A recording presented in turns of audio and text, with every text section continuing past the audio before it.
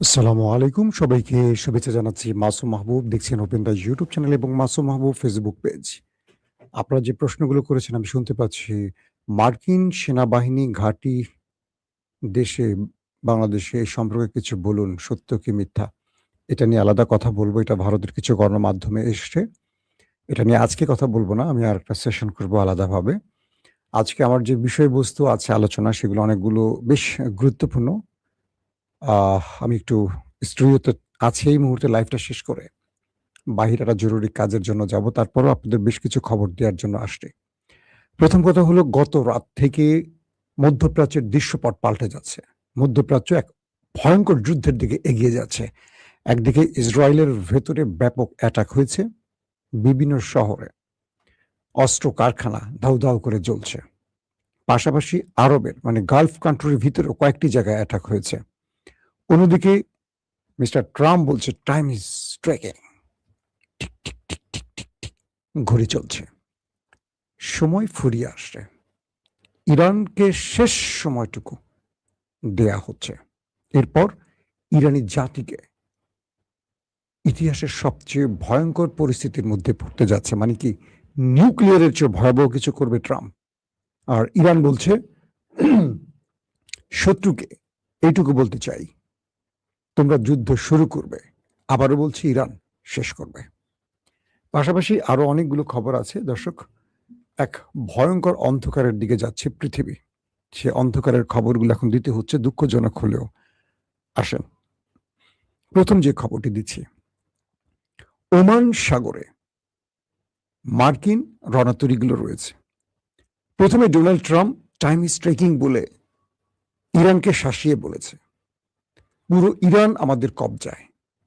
যদি ইরান সঠিক সিদ্ধান্ত নিতে না পারে, একদম শেষ ওভারে, শেষ সময় এসে ইরানকে সবচেয়ে ভয়ঙ্কর পরিস্থিতি মোকাবেলা করতে হবে। ট্রাম্প বলছেন, আমি ইরানি জাতিকে বলছি, আসছে সময়টা তোমাদের জন্য সবচেয়ে ভয়ঙ্কর সময়। তার মানে ট্রাম্প ইরানে একটা বড় রকম আক্রমণ করতে যাচ্ছেন, তার ইঙ্গিত তার সোশ্যাল মিডিয়া ট্রুতে জানিয়েছেন।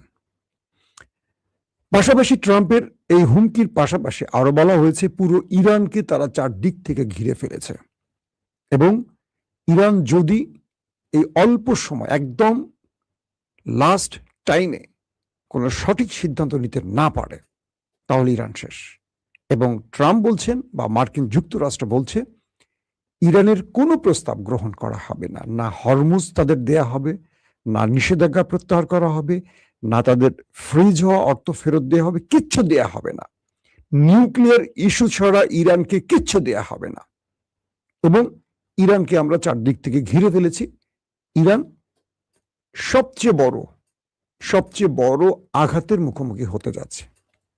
যে তুফান আসছে, এই তুফান ইরানকে ধ্বংস করে ফেলবে, পুরো জাতিকে ধ্বংস করে ফেলবে। পুরো জাতি শব্দটা তেহরান বা ইস্পাহান বা এরকম একটি শহর নয়, পুরো জাতিকে মুছে ফেলবে। তার মানে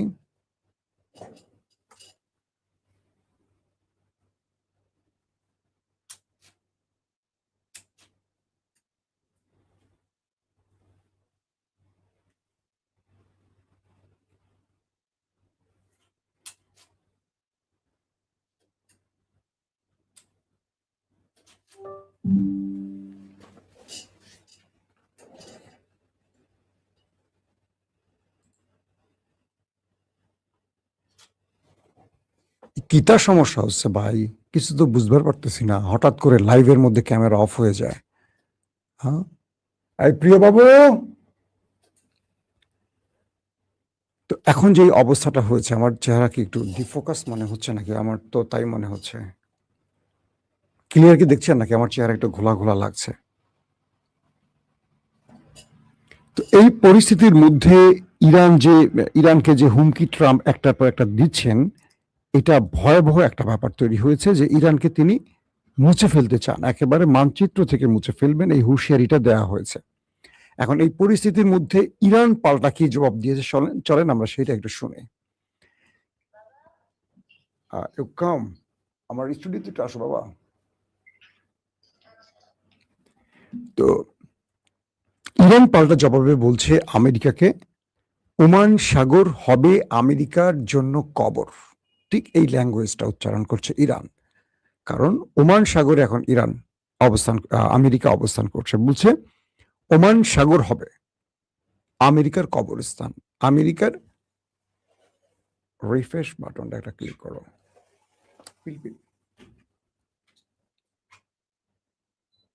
ওকে, থ্যাংক ইউ মাই সন। আমার ছেলে এসেছিল স্টুডিওতে, আমার ফোকাসটা ডিফোকাস সেটা কারেকশন করে গেছে। সবাই দোয়া করবেন আমার ছেলের জন্য। ক্লাস 5-এ পড়ে, বাবাকে সব কাজে হেল্প করে। তার টেকনোলজি সম্পর্কে আমার চেয়ে ভালো আইডিয়া। আমি যখন কোনো টেকনোলজির কোনো একটা বিষয় বুঝি না, আমার যারা টেকনিক্যাল ম্যান তাদেরকেও মাঝে মাঝে পরামর্শ দেয় সে। দর্শক, একজন লিখছে মাসুম ভাই চ্যানেলের ক্যাপ ছায়া লাগছে। ক্যাপে ছায়া লাগেনি, ডিফোকাস হয়ে গেছে। ক্যামেরা যখন আবার অন হয়ে অফ করছি, অফ থেকে অন করছি। তো বলে ইরান বলছে যে ওমান সাগর হবে আমেরিকার কবর, এবং আমেরিকার যুদ্ধ জাহাজ, সেনাবাহিনী, রণতরী যারা এ অঞ্চলে প্রবেশ করেছে তাদের জন্য কবর। তার মানে আমেরিকা ইরানকে, ইরান আমেরিকাকে ভয়াবহ হুমকি দিচ্ছে, একদম কবর আর ধ্বংস করে ফেলবে, জাতিকে ধ্বংস করে ফেলবে। এই দুই ধরনের বার্তাগুলো দুই পক্ষ থেকে আসছে। এখন প্রশ্ন হলো, যুদ্ধবিরতিটি যখন 80 দিন হয়ে গেল যুদ্ধ এবং যুদ্ধবিরতি, ইরান আমেরিকা ইসরায়েলের লড়াইয়ের আজকে প্রায় 80তম দিন। এর মধ্যে 40 দিন যুদ্ধ আর 40 দিন গেছে সিজ ফায়ার। মার্কিন গণমাধ্যমগুলো নিউ ইয়র্ক টাইমস থেকে শুরু করে আরো অনেকগুলো গণমাধ্যম বলছে আমেরিকা ইসরায়েল একটা বড় আক্রমণের পরিকল্পনা করছে। তো এরই মধ্যে আপনারা আমার চ্যানেলেও দেখেছেন, কালকে ইসরায়েলের মধ্যে ব্যাপক অ্যাটাক হয়েছে। বলা হচ্ছে যে লেবাননের থেকে এই অ্যাটাকগুলো করা হয়েছে, এবং প্রথমে অ্যাডমিট করেনি ইসরায়েল।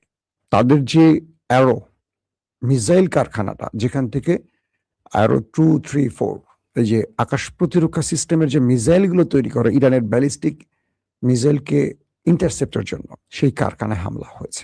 তারা বলছে যে এটি আমাদের একটি নিজেদের একটি এটাকে কোনো একটা কিছু টেস্ট করছে তারা।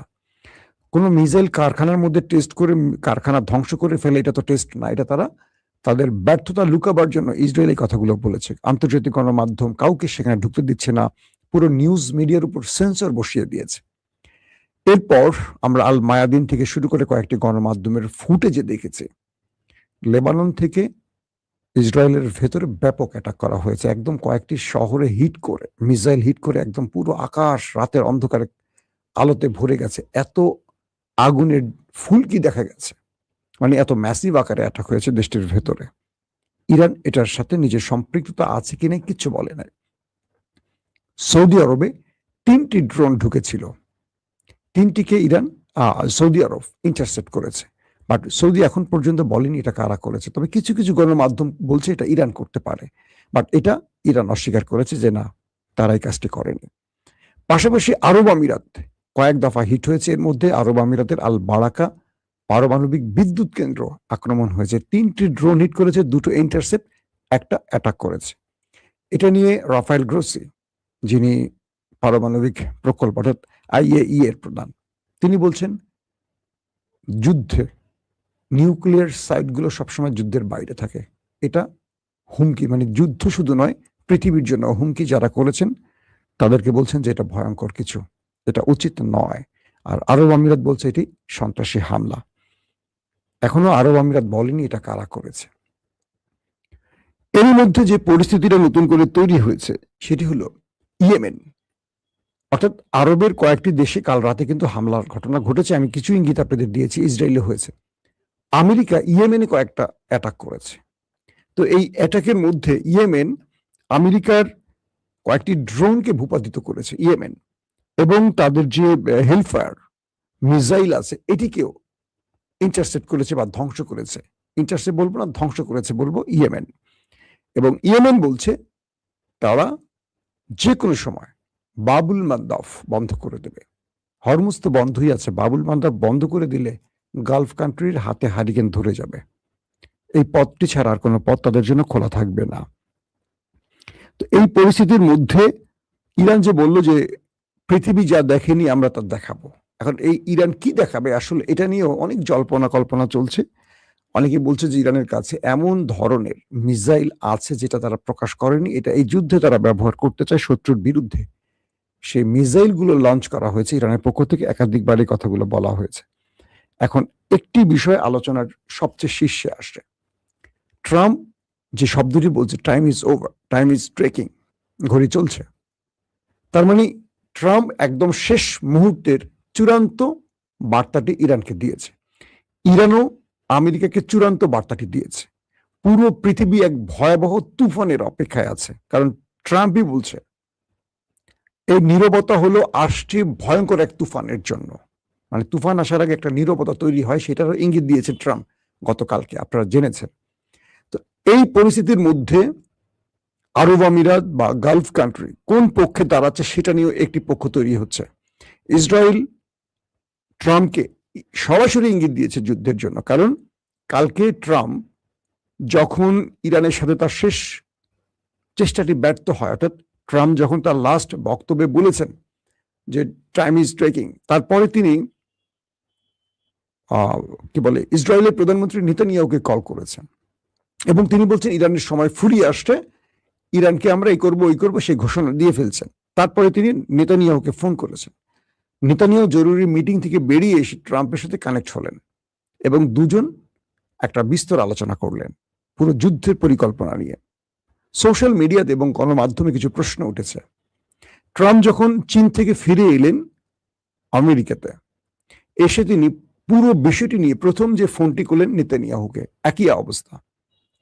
মার্কিন যুক্তরাষ্ট্রের কিছু গণমাধ্যম বলছে ট্রাম্প কি কোনো পররাষ্ট্রমন্ত্রী আর আমেরিকার প্রধানমন্ত্রী কি নেতানিয়াহু, যে প্রতিটি বিষয় এভাবে নেতানিয়াহুকে তিনি অবগত করছেন বাধ্যগত তার রাষ্ট্রের একজন কর্মকর্তার মতো।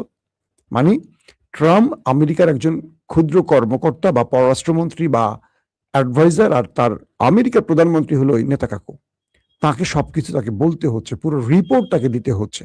এটা নিয়ে হাস্যরসের সৃষ্টি হচ্ছে, বিভিন্ন গণমাধ্যমে এগুলো নিয়ে প্রশ্ন করছে। প্রশ্ন হল ট্রাম্প নেতানিয়াহুর কাছে ধরা কেন? নেতানিয়াহু যা চাইছে তাই হচ্ছে। দেখেন, নেতানিয়াহু চাইছে যুদ্ধবিরতি ব্যর্থ হোক, যুদ্ধটা শুরু হোক ঠিক যুদ্ধের চূড়ান্ত পর্যায়ে। এবং কালকে রাতে ওর মধ্যে কিন্তু অ্যাটাক চলছে।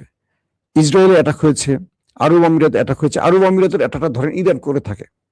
ইরান কেন করছে? আরব আমিরাতকে ইরান বোঝাচ্ছে বি কেয়ারফুল, তোমাকে আমি ওয়ার্নিং দিচ্ছি, তুমি সাবধান হও, তুমি যা করছো প্রতি মুহূর্তের আপডেট আমি জানি।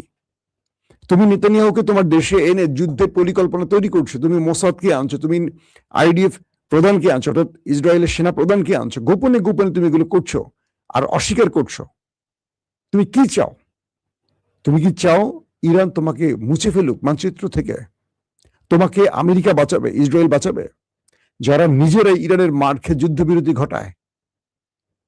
তো এই পরিস্থিতির মধ্যে ইরান একটা বড় প্রতিশোধের জন্য তার সর্বোচ্চ প্রস্তুতি নিচ্ছে। ইরানের বিভিন্ন সূত্রগুলো বলছে ইরান আসন্ন যুদ্ধের সবচেয়ে বড় প্রতিশোধ নেওয়ার জন্য তার সকল প্রস্তুতি সম্পন্ন করেছে এবং ইরান জানে আমেরিকা কখন আক্রমণটি করতে যাচ্ছে এবং আমেরিকার মূল পরিকল্পনাটা কি।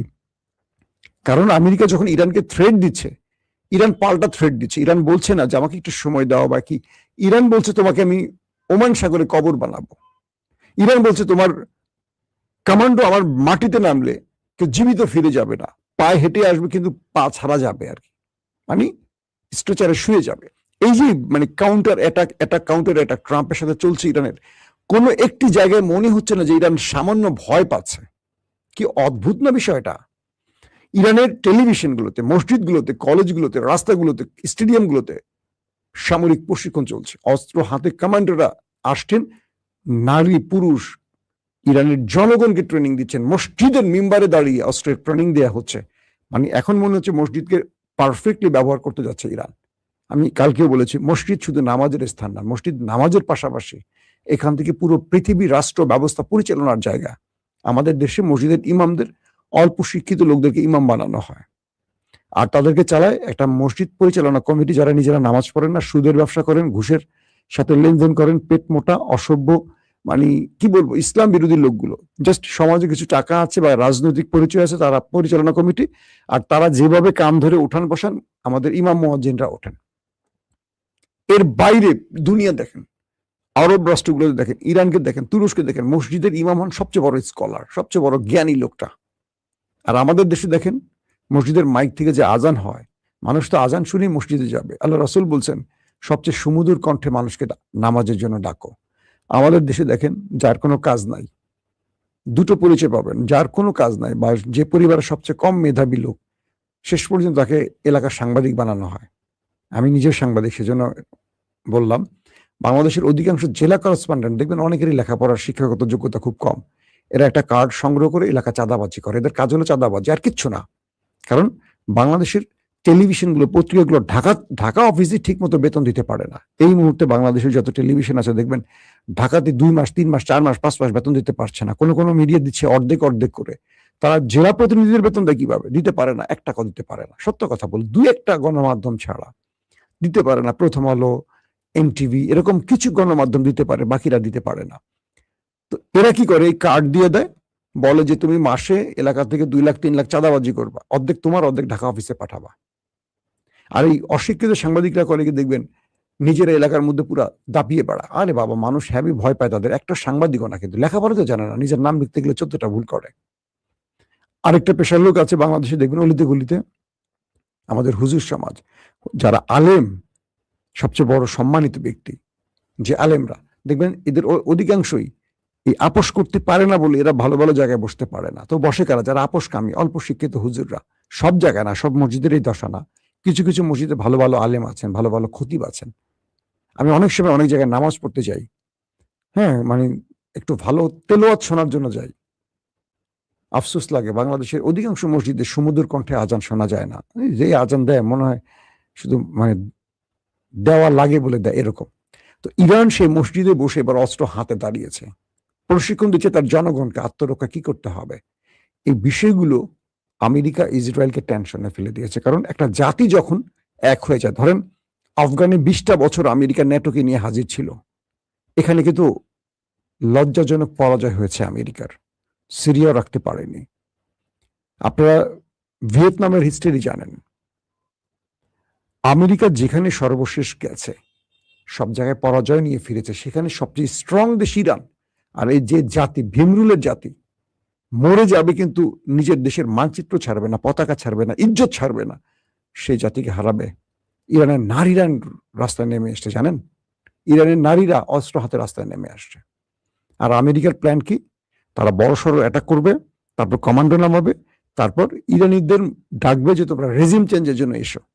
রেজিম চেঞ্জের জন্য ইরানিরা আসবে? আসলে তো গত 40 দিনই আসতো।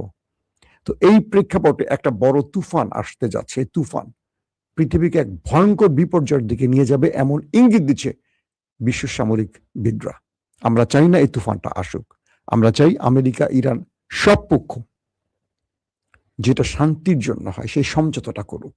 আমেরিকার উচিত হরমুজ বা ওমান সাগর থেকে চলে যাওয়া, গালফ থেকে চলে যাওয়া। 10-12 হাজার মাইল দূর থেকে এসে এখানে পোদ্দারি করা উচিত না।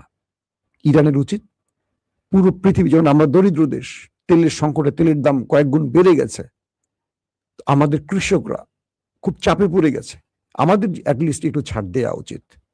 সবকিছু মিলে একটা বড় বিপদের দিকে যাচ্ছে পৃথিবী, সেই ইঙ্গিত মিলছে, এবং সেই তুফানটা যে কোনো সময় আসতে পারে, যে কোনো মুহূর্তে আসতে পারে। আমরা এটা চাই না, আমরা শান্তি চাই, আমরা শান্তির পক্ষে। প্রত্যেকে ভালো থাকবেন। আল্লাহ হাফিজ।